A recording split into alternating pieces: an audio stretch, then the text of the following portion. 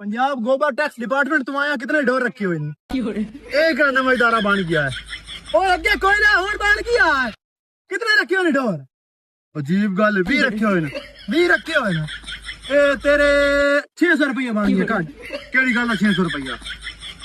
केड़ी गल हुकूमत नाल बहस करे ना हुकूमत नाल ओ 600 रुपए केड़ी गल बनया ओ यार अगुआ करे ना तेरे डोर ओदे टैक्स लग गया फिर डोर 3 रुपये पूरे करन दे जल्दी कर कैश आई कोई साढ़े कोल मैं तो दखनी नहीं तू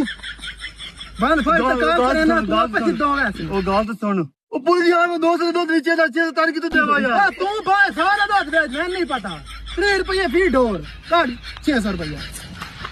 अजीब गल है यार मैं कितने लावा 600 रुपया तू मारता भाई जी हुकूमत को टैक्स देवने पाकिस्तान है रहा हर चीज तो टैक्स देवना ए तो शुक्र कर हाल ते डोरन ते लगा आ हुन तेरे कुएं ते लगना